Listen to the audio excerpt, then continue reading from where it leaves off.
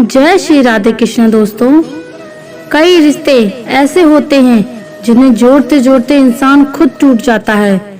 किसी को मनाने से पहले ये जरूर देख लेना कि वह तुमसे नाराज है या परेशान है।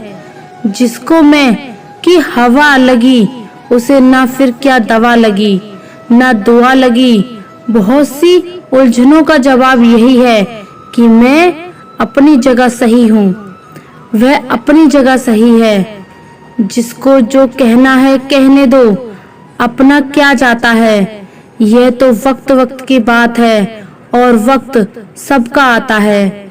हमें तो सिर्फ ठेला दिखता है सड़क पर, हकीकत में वह अपना पूरा घर खींचता है।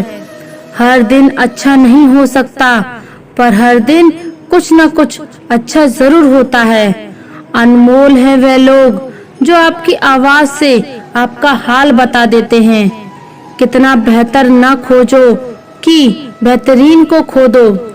सुख के साथ ही और होते हैं और दुख के साथ ही और होते हैं और सुख दुख के साथ ही और होते हैं। बात तो किरदार की है, वरना कद में तो साया भी बड़ा होता है। जो जाहिर करना पड़े वह दर्द कैसा, और जो दर्द ना समझ सके वो हमदर्द कैसा। बेशक हंसना अच्छी बात है, मगर दूसरों पर नहीं। जिंदगी का सबसे बड़ा थप्पड़ भरोसा मारता है। गुनाह करके चुप होंगे, कहाँ ये जमीन और आसमान सब उसी का है। मेरे हालात तो एक दिन सुधर जाएंगे, लेकिन बहुत से लोग मेरे दिल से उतर जाएंगे। जहाँ प्यार होता है वहाँ नाराजगी होती है, नफरत नहीं। सुना है जो देर से मिलता है वह बहुत दूर तक चलता है। अच्छा नहीं होता, बहुत ज्यादा अच्छा होना भी। सत्य की नाव डगमगाती जरूर है, पर डूबती नहीं। आप खुश हैं, ये बहुत अच्छी बात है, पर आपकी वजह से कोई खुश हो, ये सबसे अच्छी बात है। घर पहुंचकर फोन कर देना, ये कहने वाले को कभी न खोना। हैरान करके लोग मुझे खुश होते हैं और मैं खुश होकर लोगों को हैरान करता हूँ। बरसती हुई बारिश और रोती हुई आंखों का एहसास उन्हीं को होता है जिनके घर घर कच्चे होते हैं और दिल नाजुक। कदम कदम पर नए इम्तिहान रखती है जिंदगी, तू मेरा कितना ख्याल रखती है। एक दिन एक सन्यासी अपने शिष्यों के साथ एक गांव में जा रहे थे। वहां एक व्यक्ति ने उन्हें देखा और गालियां देने लगा। सन्यासी शांत और चुप खड़े रहे, उस व्यक्ति की बातें सुनते रहे, बिना किसी प्रतिक्रिया के सुनते रहे। जब वह आदमी थककर चला गया तो एक शिष्य ने जिज्ञासा से पूछा, गुरुदेव, आपने उसे कुछ कहा क्यों नहीं? गुरुदेव मुस्कुराए और बोले, अगर कोई आपको ये तोहफा देता है और आप उसे स्वीकार नहीं करते तो वह तोहफा किसका रह जाएगा? शिष्य ने जवाब दिया, जिसने ये दिया उसी का। गुरुदेव ने समझाया, ठीक उसी तरह अगर मैं उसके अपशब्द स्वीकार नहीं करता तो वह उसी के पास रह जाते हैं। मैंने उसकी नकारात्मकता को अपने अंदर आने ही नहीं दिया। क्या आप कभी सोचते हैं कि जीवन में सच्चा सुख क्या है? क्या आप कभी सोचते हैं कि मृत्यु से कैसे निडर होकर जीना चाहिए? आज मैं आपको एक ऐसी कहानी सुनाने जा रहा हूँ जो आपको एक प्रश्नों का उत्तर देगी। दोस्तों, एक बार की बात है, एक नौजवान युवक एक संत के पास जाता है और उनसे कहता है कि हे गुरुदेव, क्या आप मेरे एक सवाल का जवाब देंगे? संत ने मुस्कुराते हुए कहा कि पूछो, क्या पूछना है? इसके बाद उस युवक ने कहा कि मेरी उम्र अभी बहुत ज्यादा नहीं है, लेकिन मैं बहुत परेशान रहता हूँ, बहुत दुखी रहता हूँ। मैं आपसे ये जानना चाहता हूँ कि मेरे जीवन में अभी से इतना दुख क्यों है? मेरे जीवन में अभी बहुत बाकी है। क्या मेरे जीवन में दुख बढ़ते ही रहेंगे? क्या इन दुखों से छुटकारा पाने का कोई रास्ता नहीं है? यह सुनकर संत कहते हैं कि कहाँ है तुम्हारे दुख, मुझे तो दिखाई नहीं दे रहे। यह सुनकर वह युवक कहता है कि गुरुदेव, दुख तो मेरे अंदर है, मेरे भीतर है, वे आपको कैसे दिखाई देंगे।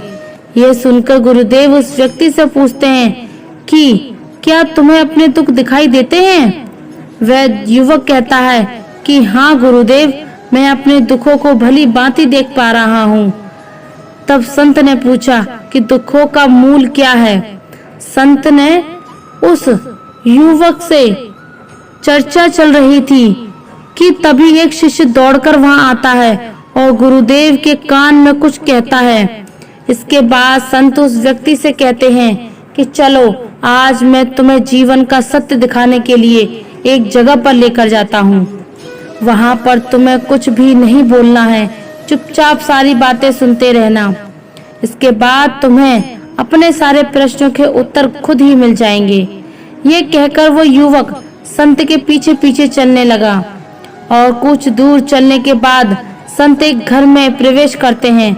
घर में प्रवेश करने के बाद वो युवक और संत देखते हैं कि वहां पर बहुत सारे लोग खड़े हैं और बीच में चारपाई पर एक वृद्ध आदमी लेटा हुआ है।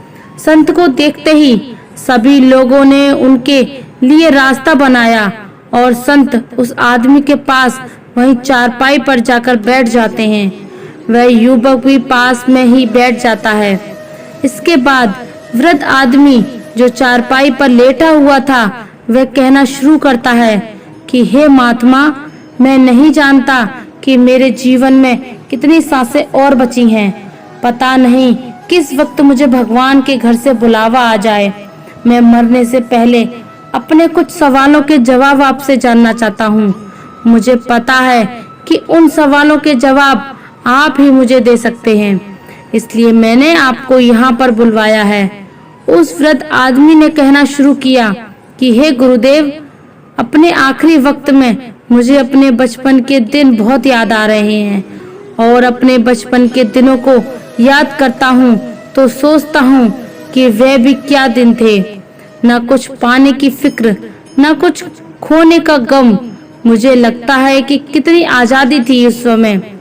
मेरा मन की न खुला हुआ था, मन में कुछ भी पाने की इच्छा नहीं थी। जिस भी खेल में लग जाते थे उसी खेल में पूरे दिन लगे रहते थे। लेकिन कुछ समय बाद जैसे जैसे मैं बड़ा होने लगा, वैसे वैसे लोग मुझे जिंदगी की दौड़ में आगे निकलने के लिए कहने लगे। मेरे पिता अक्सर मुझसे कहा करते थे कि तुम पढ़ाई में अपने भाई जैसे क्यों नहीं हो, तुम दूसरे लोगों से पीछे क्यों रहते हो। यह सब सुनकर मेरा मन बहुत बेचैन रहने लगा। लोग मुझे बहुत ताने मारते थे क्योंकि ना तो मैं खेल में अच्छा था और ना ही पढ़ाई में अच्छा था। सब लोग मुझे किसी और की तरह बनने के लिए कहते थे और उन तानों से तंग आकर मैंने जीवन में कुछ हासिल करने का निश्चय भी किया। मैंने अपने आप से वादा किया कि मैं अपने भाई की तरह कामयाब इंसान बनूंगा और इसके लिए मैं दिन रात मेहनत करने में लगा रहूंगा। शुरुआत में बहुत मुश्किल था, बहुत निराशा हाथ लगी, लेकिन मैंने हार नहीं मानी। मैंने खुद अपना व्यापार शुरू किया और खड़ा कर दिया। उसके बाद मुझे कुछ पाने का एहसास हुआ। मुझे बहुत खुशी हुई क्योंकि जो लोग मुझे ताने देते थे वही लोग अब मेरे पीछे खड़े हैं और आगे पीछे घूमते रह गए। कुछ वक्त बाद एक रईस बेटी के साथ मेरी शादी हो गई और उसके बाद मुझे लग रहा था कि मेरा जीवन स्वर्ग बन गया। कुछ साल बाद मुझे 2 बेटे प्राप्त हुए। दोनों ही बहुत सुंदर थे। अब मेरा मन मेरे बच्चों के लिए कुछ करने को उत्सुक हो गया था। मैं और भी ज्यादा धन कमाने में लग गया। जल्द ही मैं अपने नगर का सबसे बड़ा व्यापारी बन गया।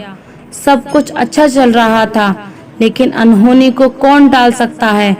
एक दिन अचानक मेरी पत्नी मुझे हमेशा के लिए छोड़कर चली गई। इससे मुझे बहुत गहरा सदमा लगा और कई दिनों तक अपने घर से बाहर नहीं निकला।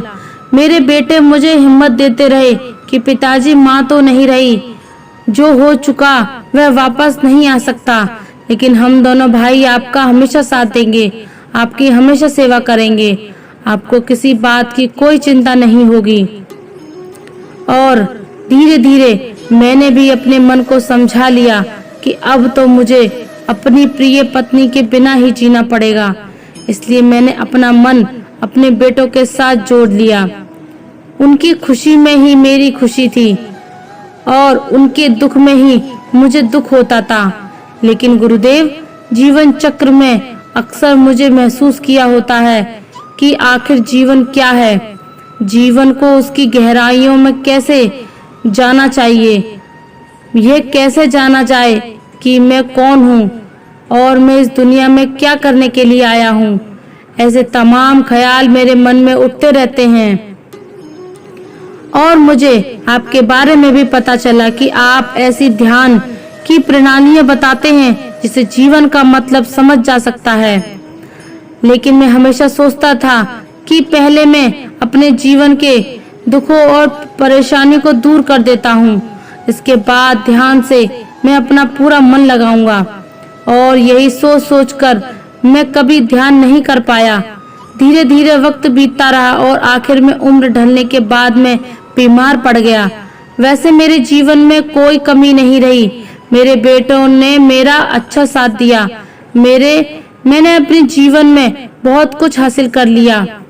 लेकिन अब मैं अपने जीवन में अगर पीछे मुड़कर देखता हूँ तो मुझे एहसास होता है कि मेरे बचपन के दिन ही सबसे प्यारे दिन थे।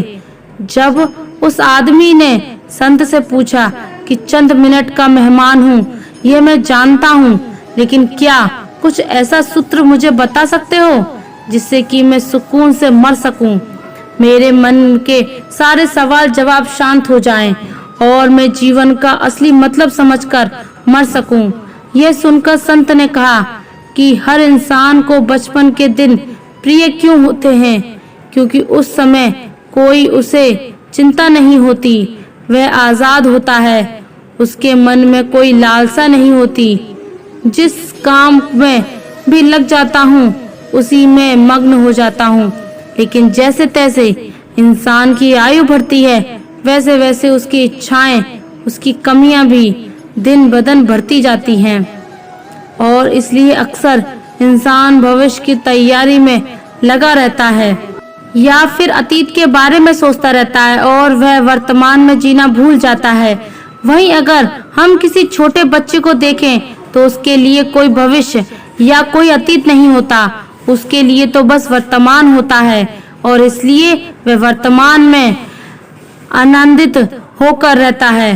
तुमने अपना पूरा जीवन अपनी कामयाबी, अपने बेटे और पत्नी और अपने भविष्य की योजना में ही बता दिया और तुम हमेशा यही सोचते रहे कि पहले मैं अपने जीवन को व्यवस्थित कर लेता हूँ और उसके बाद सत्य की खोज करूँगा, इसके बाद ध्यान करूँगा।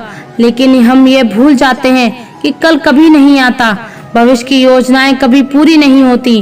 जब एक योजना पूरी होती है तो हमारा मन दूसरी योजनाएं बना लेता है और इस प्रकार जीवन चक्र चलता रहता है और अब आखिरी समय में जब मृत्यु तुम्हारी सैया पर लेटी हुई है तो तुम्हें एहसास हो रहा है कि मैंने जीवन में कुछ भी हासिल नहीं किया। अब तुम्हें लग रहा है कि जो भी तुमने किया उसमें से तो तुम एक सुई भी अपने साथ नहीं ले जा सकते। अगर यही बात तुम उस वक्त समझ लेते तो तुम उसी वक्त ध्यान और सत्य की खोज में लग जाते। तुम कोई ऐसी चीज खोजने की कोशिश करते हो जो तुम्हारे साथ जा सके, जो तुम्हें परिपूर्णता से मरने का मार्ग दिखा सके। उस वृद्ध आदमी ने हाथ जोड़कर संत से कहा कि हे गुरुदेव, यह तो मैं जानता हूँ कि मुझसे गलतियां हुई हैं, मैंने अपने जीवन को सार्थक रूप से जिया नहीं है और इस बात का मुझे बहुत गहराई से एहसास हो चुका है। लेकिन मैं आपसे फिर से वही सूत्र जानना चाहता हूँ कि क्या मैं अब परिपूर्णता के साथ नहीं मर सकता? क्या मुझे अभी सत्य की कोई झलक नहीं मिल सकती? यह सुनकर संत ने उस आदमी से कहा कि अब तो एक ही सूत्र समझने लायक रह जाता है और वह सूत्र यह है कि तुमने जीवन में जो कुछ भी पाया है या जो कुछ भी खोया है वह सब यहीं पर छोड़कर चले जाओ। उसे अपने मन के साथ जोड़कर मत ले जाओ। अपने मन में यह भाव पैदा करो कि तुमने अपने जीवन से बहुत कुछ सीख लिया है और वास्तविकता में तुमने अपने जीवन में बहुत प्रगति की, क्योंकि तुमने ये जान लिया है कि जीवन में कुछ भी सार्थक नहीं है और ये जानना भी बहुत बड़ी उपलब्धि होती है। लोग जीवन भर जीते जीते मर जाते हैं, लेकिन उन्हें जीवन की निरर्थकता का कोई पता नहीं चलता। इसलिए अभी अपने मन के से सारे सवाल गिरा दो और ये भाव पैदा करो कि जीवन में जो कुछ जानना चाहते हो, जैसा था वह मैंने जान लिया है और अब जीवन में कुछ भी जानने जैसा कुछ नहीं बचा है। जब तुम इस भाव, इस बोध से भर जाओगे तो तुम बिल्कुल खाली होकर मृत्यु को प्राप्त हो जाओगे और वास्तविकता में यही मरने की कला होती है। हमने जीवन में जो कुछ भी पाया और जो कुछ भी खोया वह इस दुनिया का था और वह यहीं पर रह जाएगा। हमारे साथ कुछ भी नहीं जाएगा। हम खाली हाथ आए थे और हम बिल्कुल खाली हाथ जाएंगे। और जो लोग अपने मन में से बिल्कुल खाली होकर जाते हैं, वास्तव में उनके अंदर ज्ञान का दीप जल जाता है। वो आगे चलकर दूसरे जन्मों को से निवाड़ की स्थिति में प्राप्त कर सकते हैं, लेकिन उससे पहले तुम्हें इस जीवन की निरर्थकता को समझना होगा। यहाँ पर कुछ भी पाना या कुछ भी खोना कोई मायने नहीं रखता। इसके बाद उस वृद्ध ने काफी देर तक कोई सवाल नहीं पूछा और वह मुस्कुराते हुए मृत्यु को प्राप्त हो गया। उसके बाद संत ने उस नौजवान युवक से पूछा कि क्या तुम्हें अपने सवालों के जवाब मिले, और मिले तो क्या जवाब मिले, सभी को बताओ। उस व्यक्ति ने कहा, गुरुदेव, मुझे अपने सवालों के जवाब मिल गए हैं। वृद्ध आदमी के जीवन चक्र से समझ गया हूँ कि जीवन में कुछ भी पाने जैसा कुछ नहीं होता।